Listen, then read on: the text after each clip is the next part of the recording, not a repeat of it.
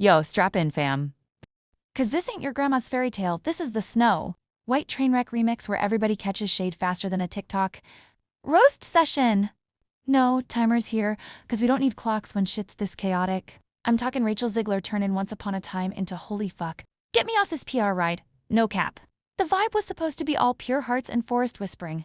But from the jump, Rachel's mouth was spewing. More hot takes than an Elon Musk tweet spree. She rocked up, announced the prince is basically a peeking in your window level creepy end? The Stan army went ballistic. Wild, right? Jokes aside, if I wanted that level of psychotic creep, I'd just binge true crime on loop. But wait, before you get major FOMO? Rachel dropped a free Palestine post right when the hype train left the station. And suddenly, Gal Gadot's inbox was cursed with death threats. Don't at me. That's straight from Variety's dirty laundry. Disney had to hire security like they were guarding nukes. And all because Zegler thought she'd flex her woke cred. Talk about blowing a press tour to bits. I've seen more cohesion at a toddler's finger painting party. And yo, the budget was $270 million, enough to buy every Yeezy drop for a decade yet? Opening weekend? Looked like a bargain bin sale. $88 million worldwide? Half that from the US. Barbie who? Sell your mini Barbie merch on eBay, Disney. You need the funds. This flop's rating on IMDb was basically the cinematic equivalent of food poisoning. If that doesn't smack harder than your ex ghosting you, IDK, what does? Slide into the next act where Rachel and Gail were booked on separate interviews like two exes at a wedding, awkward vibes. Zero chemistry. At the lot premiere, they sat 2 rows apart. As if the snapping of a finger would blow up the whole theater. Rumor has it Mark Platt hopped a flight to Nick just to beg Zegler to delete that tweet. She ghosted him harder than a Tinder left-swipe.com. Enter Andrew Burnup. Our would-be breakout prince. This dude was hyped for the role.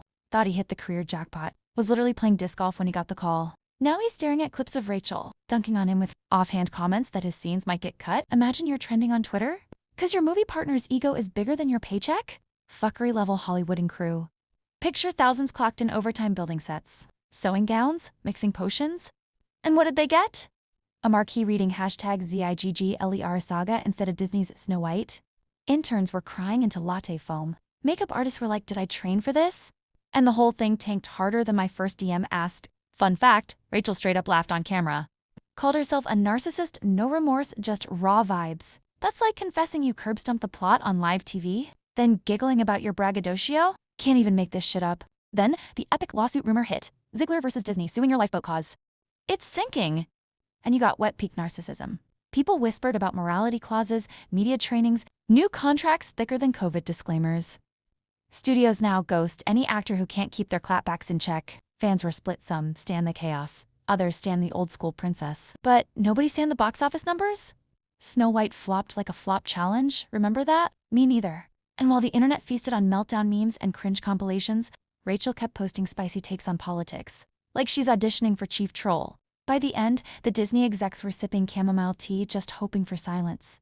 Too bad her notifications never sleep. Behind the scenes, producers were low-key sobbing into their artisanal kombucha. Mark Platt's kid Jonah went off in an Instagram rant, calling Zegler's ego immature desires hijacking tens of thousands of livelihoods. Savage, right?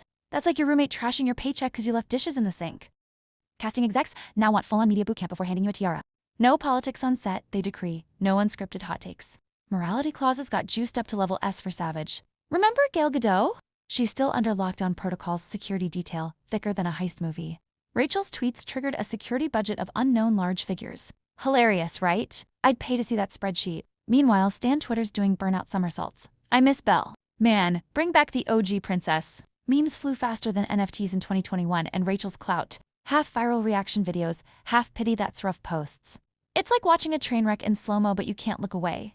Industry insiders whispered about blacklisting. But then someone posted a remix of Zegler's interview on TikTok and it got 2 million views. Shocker. People love drama more than they love princess stories. Glorious, toxic codependency. So what's next? Some say Rachel bounced back like a phoenix from lit ashes, clutching a smartphone. Others say the biz will ghost her harder than your last hookup. But one thing's for sure, princess vibes have given way to villain energy, and she's owning it. In the end, Snow White's big lesson ain't about apples or mirrors, it's about shut the fuck up and love your script. When your lead actress becomes the headline instead of the plot, you fucked up somewhere in production. Real talk? So smash that like button, hit subscribe, and don't let your popcorn get cold, cause the Zegler saga is far from over. Hollywood's a circus, and she just stole the whole damn tent. Take a bell emoji panda face.